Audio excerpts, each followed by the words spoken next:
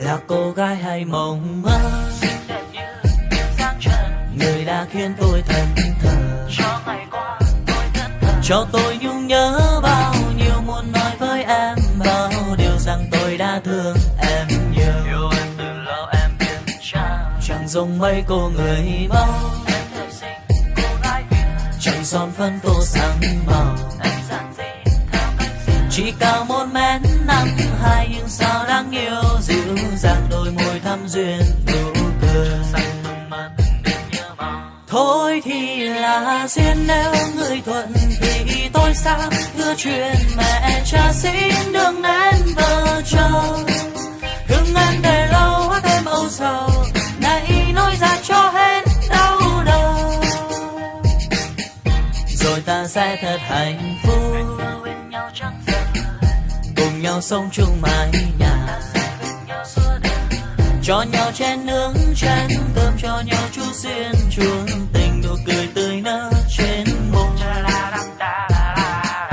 Còn lo lắng chi người hơn,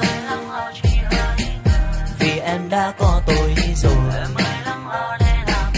Em chỉ cần sống yên vui, thế giới có tôi lo rồi, ta bên nhau mãi không xa rời.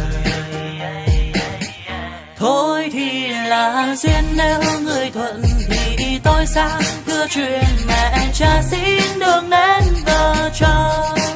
Hương anh để lâu hát thêm âu sầu, này nói ra cho hết đau đầu. Cho hết đau đầu. Baby, nghe này, em là cô gái mộng mơ, xinh đẹp duyên dáng để cho anh ngẩn ngơ. Bao nhiêu năm giờ vì vương mối tình tơ, đêm ôm nơi nào thao thức với cho em vần thơ. Vì anh nhắc lừa em mất rồi mà em vẫn vô tư vậy thôi, vẫn không muốn chung đôi. Chẳng để ý đến tôi, để sau 3 năm chờ đợi anh đến giờ vẫn đơn côi. Nói với anh chỉ một lời rằng sẽ bên anh đến trọn đời. Trước giờ anh vẫn quen với cô đơn, hơn mấy ngày anh sẽ yêu thương em nhiều hơn. Anh chẳng cần biết người trước kia bên em là ai, chỉ cần là anh từ giờ đến muôn đời mãi. Thì dù anh có nói tên mình hơi sai sai, em vẫn sẽ đưa em. Thôi thì là duyên, nếu người thuận thì tôi sang đưa chuyện mẹ cha xin đừng nên vợ chồng.